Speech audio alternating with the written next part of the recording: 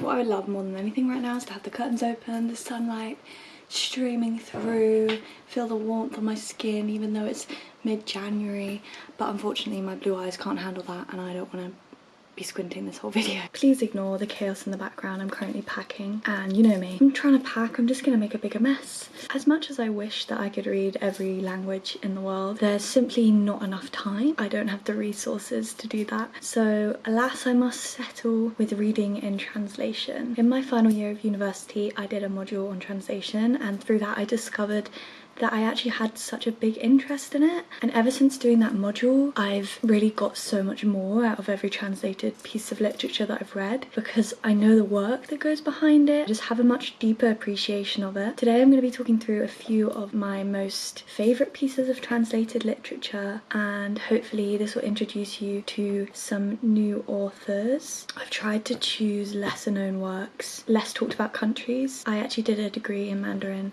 so I feel like Chinese translated literature doesn't get talked about a lot. That's something I want to rectify online as well. Let me know if you have any recommendations for translated literature in the comments, bearing in mind I don't like crime or fantasy. The first novel is from Latvia and it's called Soviet Milk by Nora Ikstena and it's translated by Margita Gailitis. This I picked up because one of my best friends is Latvian and when I first met her I didn't even know Latvia was a country. I am so geographically challenged, it's unbelievable. In my first year of university I thought that Bristol was in the north of England. Do with that what you will. Anyway, my Latvian friend always talked about Latvia so highly and she would show us pictures of the lush countryside. She has a cottage in rural Latvia and she used to go mushroom picking and lie in her hammock. It just always looked so romantic. I just thought, wow, this is such a beautiful country and I've never ever learnt about it and I wanted to delve a bit into, you know, the world of Latvia.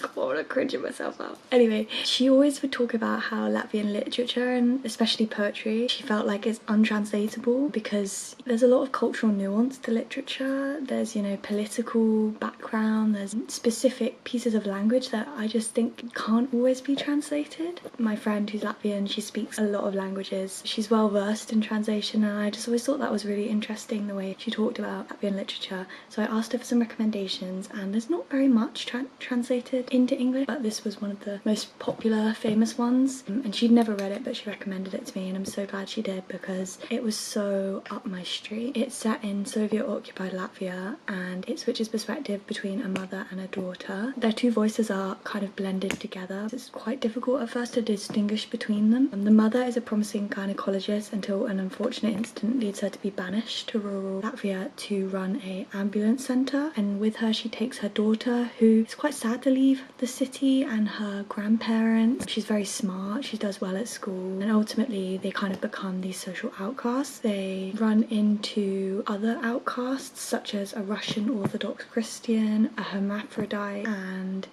a rebellious teacher who is trying to encourage dissidence in the daughter. Ultimately, the unfortunate incident leads the mother on a mental decline, and throughout the book you kind of explore their dysfunctional relationship as the daughter takes on a duty of care for her own mother. As I said, the narrative style takes a little bit of getting used to. You kind of have to clutch onto dates and figure out their different perspectives in order to distinguish between the two voices, so at first it's a little bit unsettling, but I think that's one of the biggest things that I loved about the book. I personally love exploring mother-daughter relationships. I myself don't actually want children, so I find it really interesting to explore mothers that aren't so maternal, as in this case. You know, there's a cruel irony with this mother who works in gynecology but herself in her own personal sphere doesn't really seem to have that maternal instinct. I feel like it doesn't really get talked about enough, and just, you know, the difficulty of motherhood in general. This mother-daughter relationship is put under strain by Soviet pressures,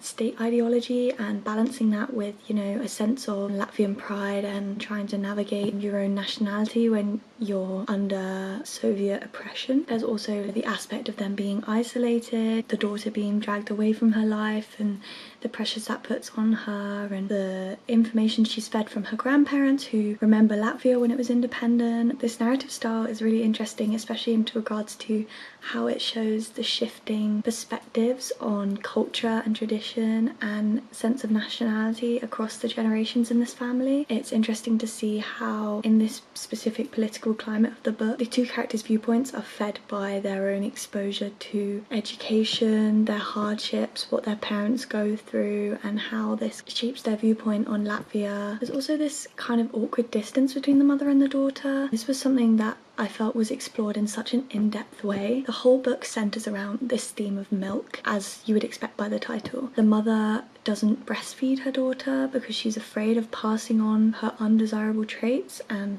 her dissidence. Eventually the daughter goes on to develop a milk allergy. There's so many different aspects at play here. You could argue that the milk is symbolising Soviet ideology. She's having an aversion to it. The lack of maternal instinct is exemplified through her not wanting to breastfeed. I just think the way that milk serves as a central theme in this novel is so... It really helps to link all the different scopes of the novel back to the theme of motherhood. There's a strong purpose within this book. I was reading some articles and in an interview with Nora, ikstena, she was talking about the reason she included milk as a central theme. Wait, I'll just read a quote. In Latvian folk songs called Dainas, we have many sayings about milk. For example, water is warm like milk, or milk rivers, or Milky Way in universe. And she also kind of uses this idea that the milk was poisoned during Soviet occupation. They're drinking Soviet ideology and poisoning their minds against Latvia. In terms of the untranslatable aspect, during this period of Soviet oppression, Latvian people used poetry as a place for nationalism or dissident expression. You can use subversive language. You can kind of hint to hidden or obscure meanings within poetry. It's a good way to navigate being censored by state, and I wonder if that's like the root of Latvian untranslatability. You could tell that literature is a big part of Latvia just from like repetitive references to literature within this novel. There was also really interesting perspectives on aging in there that I found absolutely beautiful. I'm going to read you a quote. Suddenly her face was revealed to me in the sharp light of the sun. It had aged all at once. The smooth skin hung loose. Dark hollows lay under her eyes, and deep lines of sorrow stretched away from them, as if etched into her hard face by the constant flow of salty tears. I think it's really interesting to look at the mother from the daughter's perspective. She's not a very reliable mother. You might start to resent her, but then when you see it from the mother's perspective, you realise that she too is a person. She too has her own struggles, and I loved that balance that you got from the alternating narratives. I also loved following this daughter, watching her mother age. It hit home for me, tugged on my heartstrings. The image I have of Latvia in my head is kind of as this beautiful natural place, and there was lots of references to the natural beauty of Latvia throughout, and that really stuck with me. In terms of the translation, I thought it was brilliant. It did start to edge off a little bit towards the end. I felt like it was a little bit sloppier towards the end. Maybe the translator just had enough at that point, but the first half of the novel I thought was incredible. I feel the strong voice was kept throughout, and the way that the metaphor of milk was kept within the novel in translation was really impressive. The next country I'm going to talk about is Japan, and for Japan I have Lonely Castle in the Mirror by Mitsuki Tsujimura. I don't know how to say her name. Hang on. Mitsuki Tsujimura, translated by Phillip Gabriel. Probably heard about this one, it's quite popular online, and I didn't think it would be for me because it's quite middle grade. It's almost like fantasy sci-fi in its scope, so I wasn't initially drawn to it. I decided to read it because it felt like it might be a comforting read, and I was in a bit of a reading slump, and it was great. It follows a girl who stays home from school because she's being bullied. Eventually she sees her mirror in her bedroom glowing, so she goes through the mirror and she discovers this castle where all these other kids who also aren't going to school congregate. There's this mysterious character of the Wolf Queen, who is a little girl wearing a wolf mask, and she basically gives all these children a task. I'm not going to tell you what the task is because I think you should find out yourself. They are allowed to come to the castle within a set time every day, and it basically just follows their friendships developing and them learning more about each other, and ultimately them trying to complete these tasks that they've been set. As I said, it's quite fantastical in its scope, but there is a hint of like real world darkness. It definitely weaves Japanese culture and tradition with Western fairy tales and fantasy. You definitely need to suspend disbelief. You can't be wanting all the answers straight away because you're not going to get them until maybe be the very end of the book. It covers themes that I've seen explored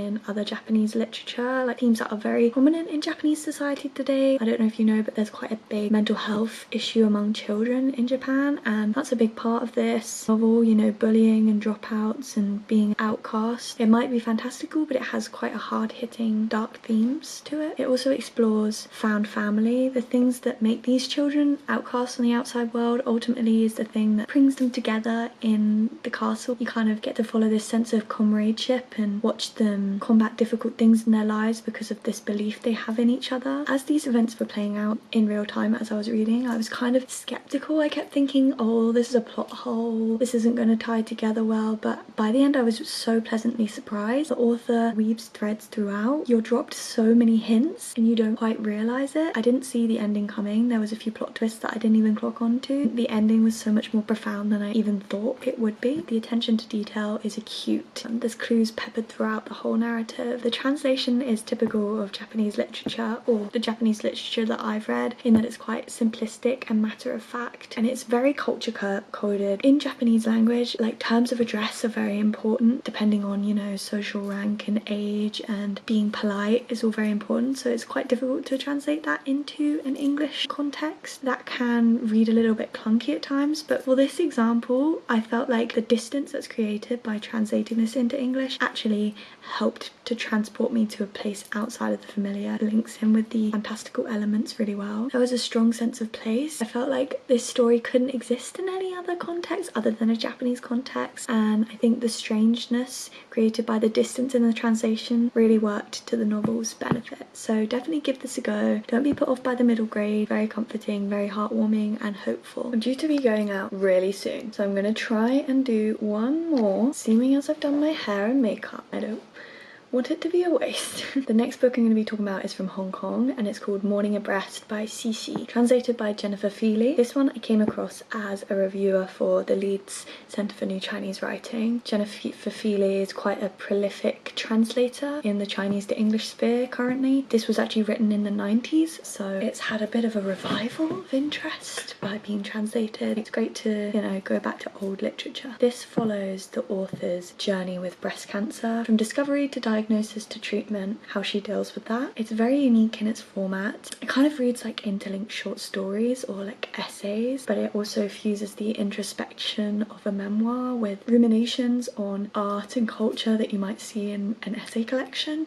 And for that reason I just thought it was so fascinating to me. I've always wanted to be a reader of essay collections, of non-fiction, but ultimately I'm not. I prefer fiction, but I do love memoirs. This was just perfect for me. This is so rich in content. The author draws on so many different aspects of life: art, music, novels, translation, Hong Kong, femininity, especially in like the art of losing a breast and how that impacts your own sense of femininity, and also just life and death itself. She's confronted with her illness, and the way she explores that is just so beautiful. The format's also interesting because it's interspersed with these notes from the author that recommend you to skip to certain sections based on your own interests. You don't have to read it chronologically, you can follow her guidance in the notes, which I think is so cool. I did read it chronologically because I'm a boring square. That little note from the author really emphasised her own voice within her work. Obviously this centres around cancer, which is quite a hard-hitting topic and might be a little bit triggering or hard to read for some people. Although it's got this existential undertone, as you would expect, it's overall quite hopeful and quite enlightening and comforting in its message. She loops everything back to cancer in such a cool way. Musings on art and femininity and just everyday life in Hong Kong, she always manages to find a way to loop it back to cancer. I found it quite a refreshing approach because it highlights the enlightenment and the different perspectives that her illness has given her, rather than, you know, the doom and gloom of imminent death or like fear of illness. Because of the fusion between her interpretations or critiques of art with ruminations on life, especially how her life has changed or how her perspective on life has changed since she's been ill, it reads like a deep chat with a friend, which I just love because, you know me, I love a deep chat. It's full of humour, wit, and her intelligence really shines through. There's also this infusion of Chinese mythology, poetry, even medicine into the story. I don't know if this still exists, but back in the 90s when this was written, there's quite a taboo around breast cancer in Chinese society, and this was so interesting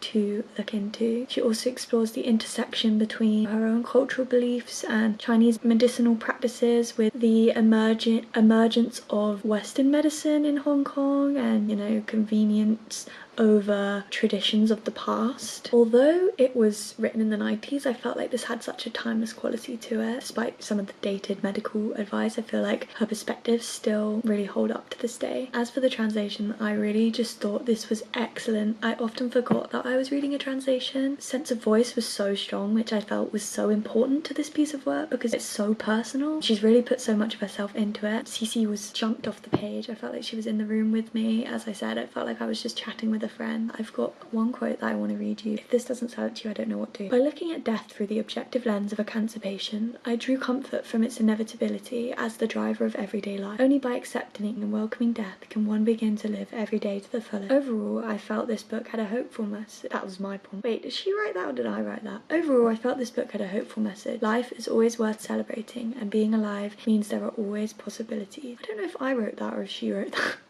Anyway, as quite an existential person, I find mortality quite anxiety inducing to think about, but this was really comforting, and I don't know, kind of made me think about death in a different way and embrace it a little bit more as, you know, something that's inevitable. And I think once you start to shift your perspective, it can be quite empowering in that way. That's my pick from Hong Kong, and I'm gonna go now because I don't want to be late. It's the next day. I have a little bit of time, so I thought I'd film one more of the books. This book is from Palestine. It is Minor Detail by Adania Shibli, translated by Elisabeth Jaquette. Also, feel free to correct my pronunciation. This one I picked up last year because I have been quite ignorant about the ethnic cleansing going on in Palestine for a long time. Like, it's been happening for ages, and it's never really been something that I looked into. I always kind of knew it was going on in the background, but never read anything about it. Recent events just meant I just wanted to know more. I think that fiction is a great way to learn about like human issues and history happening in real time, because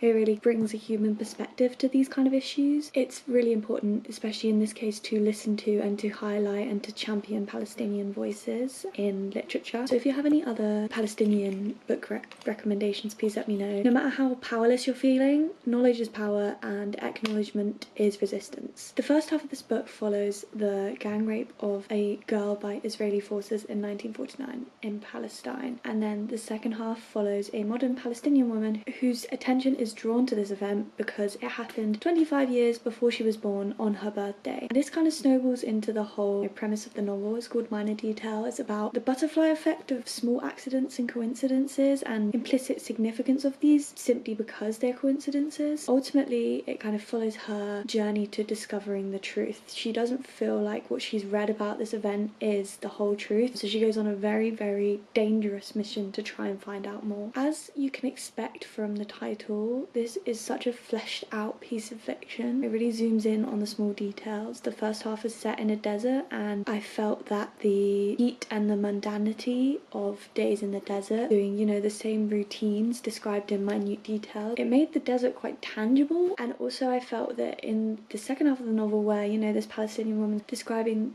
the events of her daily life and what it's like living under occupation, I felt that the distance she has to the events that she's recalling was so eye-opening. It demonstrates the numbness that these people have grown to hold towards their situation, living under constant restrictions, violence, destruction and fear that comes with living under occupation. This is a very short work. There's not much plot to it, but I would say it's essential reading, and it really highlights the strife of everyday life in Palestine, focuses in on the injustice of a country's history that is written by its oppressors. This was incredibly simple prose but very descriptive and very atmospheric. It's weeks and weeks and weeks and weeks and weeks later, and I'm only just getting around to finishing this video because I moved from Beijing to Shenzhen, so I was very busy. I've just finished writing up the notes for the rest of this video, so I thought I'd film it today, even though it's currently like 9:30 at night, which is late for me, okay? But I put makeup on today and I don't want to waste the makeup. I have the feeling that I'm not in focus, so I thought I would just jump in and film the last two books now. Plug in my Wi-Fi. I'm such a cheapskate that every time I leave the house or at night time I unplug my Wi-Fi to save my electric bills. So funny. The penultimate book I want to talk about is translated from German. It's called Memoirs of a Polar Bear by Yoko Tawada, and it's translated by Bernofsky. And you might be thinking, that doesn't sound like a very German name, and that would be because she is Japanese, but she moved to Germany, I want to say for university, and lived there her whole life, which makes this a very interesting piece of literature, but I'm going to get more into that. I first read this for my favourite module of my whole university experience. In my final year, I did a module called Contemporary World Literature. And as someone who wishes she'd done English literature at uni, this was the perfect module for me because it combined translation and literary analysis. Excellent. Also just introduced me to so many authors and books that I wouldn't have read otherwise. I absolutely love analysing fiction and delving deeper into it. I feel like you get so much more out of it. And I think I was like the only person who felt that, because I feel that most of the other people on that module were English literature students. So maybe they were just worn out from analysing books, whereas I was like, oh my gosh, I love this. I was the only person who turned up to every single seminar. This is a novel that I think really benefits from a deeper analysis. I really got so much more out of it. The format of this one is very, very interesting. It's basically a memoir, and it follows 3 generations of polar bear. So there's the grandmother, the daughter who's a circus performer, and then the son who's in a zoo. Initially this is very disorientating because you're reading the diary of a polar bear who is acting like a human. I couldn't figure out who was narrating. It's a polar bear who's learned human behaviours. Sometimes the language is a little bit confusing or formal or stilted, but it's not the translation in this case. It's actually part of the feeling of the novel. It's the second tongue. Later on in the novel it gets even more confusing, because in the second part it seamlessly shifts between the polar bear and the polar bear's trainer, because as I said, she's a circus performer. It takes a while to feel out the novel, so to speak. I wouldn't let that put you off. I remember the first chapter, I was just like, this is horrible, I hate it. But then when I stuck with it, I understood it, and I think it's a really innovative perspective. This is very genre bending, I would say. It's kind of, you know, fusing memoir. It's not real, it's not true, but it reads like a memoir. It's also got a lot of magical realism, as you would expect from the fact that it's a polar bear writing a memory, and also this polar bear is living in human society. So you've got anthropomorphism, which I'll get onto later. It's very philosophical, which is very interesting to consider when looking at it from a polar bear's perspective, because, you know, it decentralizes humans as the top creature. It kind of mocks humans, and polar bears are viewing themselves as morally superior, and looking at humans from a distance we can see the nonsense we've told ourselves about us as a species. And I believe that this anthropomorphism is used to kind of mimic the immigrant's experience, with very like Anglo-centric narratives that view other cultures as backwards or weird or these kind of things. You can see how she's hinting at that through the anthropomorphism. The polar bear has to change their behaviours, lose their natural instincts, and sacrifice so much to fit into human society. She's drawing from her own experiences moving from Japan to Germany, because very big cultural shifts there. So by having a polar bear as a main protagonist, I believe that Tawada facilitates a disconnect that allows the reader of the book to fully experience the sense of otherness that immigrants and migrants feel when trying to assimilate into a new culture's society. It's got a lot of strong themes. It's very carefully crafted, and it's very rich in scope. It covers themes like isolation, an animal living in society, belonging, sacrificing so much of yourself to belong and still feeling isolated. Captures like the tragedy of that very well. Also communication, languages, communication between animals and humans, unspoken communication, very centered on language. I think when I wrote my essay for this module, I actually centered the essay on language and identity, and I compared it to Elena Ferrante's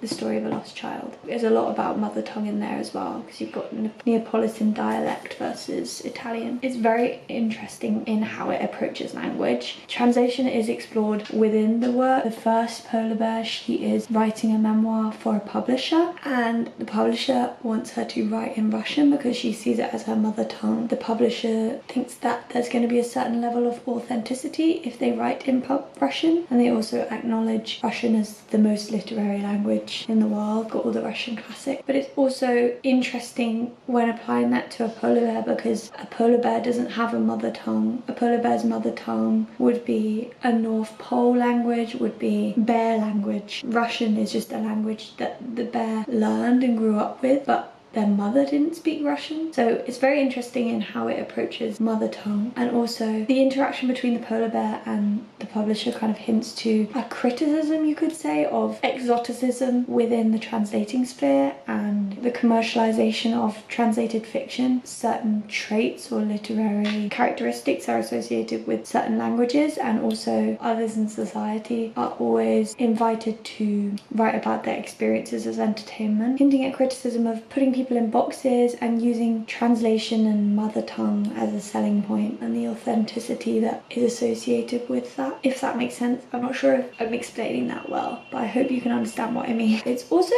really interesting from a translation point of view, just in how the book was translated, because she actually wrote this book alternating between German and Japanese, and I think that's so interesting. Like, Russian's considered very literary. Japanese literature definitely has a very specific style, which I think you can pick up on if you read a lot of translated Japanese literature. There's a certain died downness to it, there's a certain flair to it, style to it, that I think is really interesting in conversation with another language. She very much acknowledges translation as a separate art form and allows her translator to have more liberty and more freedom in the translation, which I really respect. But also just the act of translating from German to Japanese definitely adds to the experience, because she is already thinking about the boundaries of language and how language shift, and she's drawing from a literary voice in both languages. So I'm not sure if you're getting at my meaning, but I just mean that this book is very rich with flair and it's very unique in how it was written, and I just think Yoko Tawada is very smart. And also Susan Bernofsky is very smart.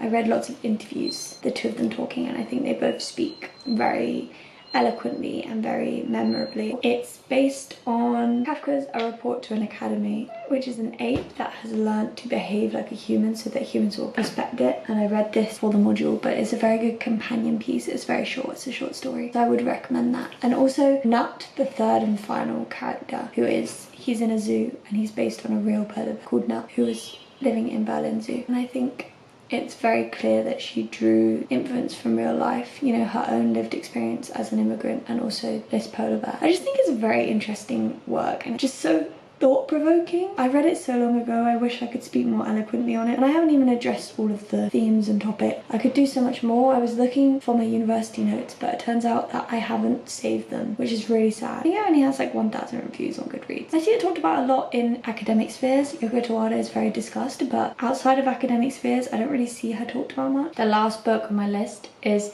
The Lost Daughter of Happiness by Yang Ling, translated by Cathy Silber, and this is my pick from China. This I read for my dissertation, which was focused on the author Yang Ling. I couldn't tell you what it was about. Gosh, that scared me. Just my phone telling me to go to sleep. I couldn't tell you what my dissertation was about. Something to do with hermeneutical injustice, hegemonic narratives. I think I blocked it out of my brain. It was the most stressful thing I ever did. Drove me mad by the end of it. I cried so many times in the library. But all the tears were worth it because I got a first. I actually worked so hard on it. Me forgetting the name of it and like forgetting everything it's about makes it seem like I didn't. But I genuinely worked really hard on it. Wish I could tell you what it was about, but I can't. It follows a Chinese prostitute.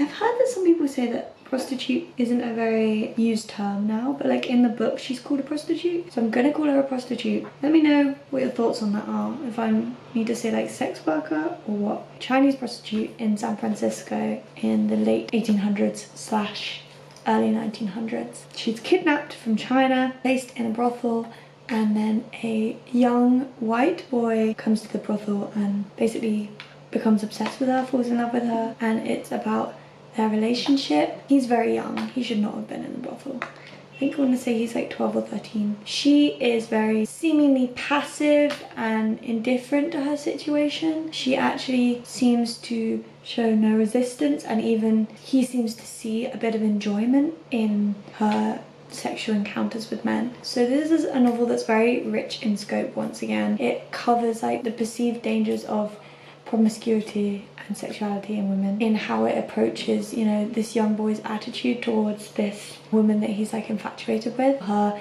trying to regain pleasure out of these forced sexual interactions. I believe is an act of survival. Leads to questions of her morality, questions of her sanity, accusations of immorality. It also plays into and plays around with racial stereotypes, in that she is very submissive and passive and uneducated, which is a common view of Chinese people at the time. And also there is a mob, a gang leader who's Chinese, and he's presented as very barbaric. And also the young boy and his fascination with Fusang and his fascination with the Chinese culture, but at the same time he simultaneously is repulsed by it and he wants to rescue Fusang from it. It explores Orientalism in how it portrays this white male savior complex. He has very childish fantasies of rescuing her from the job and from like Chinese culture in general. Even though she doesn't seem to want to be rescued, she's very indifferent to her situation. There's also the element of the missionaries who want to rescue Fusang from the immorality of her career and also the dirty ways of the Chinese. It's about survival and it's about trauma and reactions to trauma. It's about hatred and anger and male rage and male violence, particularly male violence towards women that they're supposed to love. It's very tragic, this book. And I'm going to read you a quote here that I think sums up the kind of philosophical questions. Anger can turn to hatred just like that. Hatred is amazing. It makes people self-righteous. It drives them with a sense of mission. I'm not talking about revenge, that's too simple. People are born with a higher form of hatred, so immense it doesn't even need a target. Like love so vast, no object is necessary. This kind of hatred can lie dormant for years, like a swell of darkness, and people are never even conscious of it. But once the darkness is breached, all rationality drowns, and the things people do out of hatred serve only the purpose of fulfilling an overwhelming emotional need. Burning, smashing, killing, rape, they're all just channels. It doesn't even matter what started it, because people quickly become intoxicated by the sheer spectacle of destruction. Like love in the earth-shattering stage, hatred by this point feeds on itself, simply for its own sake. The pleasure of watching some person or thing destroyed by one's own hand is virtually orgasmic. This also has a very interesting format in how the author inserts herself into the work. The narrator is seemingly in conversation with Fusang throughout the whole novel. She's trying to provide Fusang with a voice, provide her with justice, portray her as a person, a whole, rather than a caricature as she has been portrayed by historical accounts. There's also an interesting perspective into cross-cultural and cross-generational experiences of Chinese women, because modern day narrator is also Chinese but living in America, just like Fusang is, except you could argue that narrator's more assimilated into the culture because she chose to be there. She has learnt the language. But it's very interesting to watch how they interact with one another, the different philosophies and perspectives that brings. That's all I'm going to talk about today. Let me know if you have any translated literature recommendations. Maybe you can kind of gauge what kind of novels I like just from this video, and let me know what other book videos you'd like to see, because I'm running out of ideas. Thank you so much for watching. Bye! I hope this hasn't been out of focus this whole time.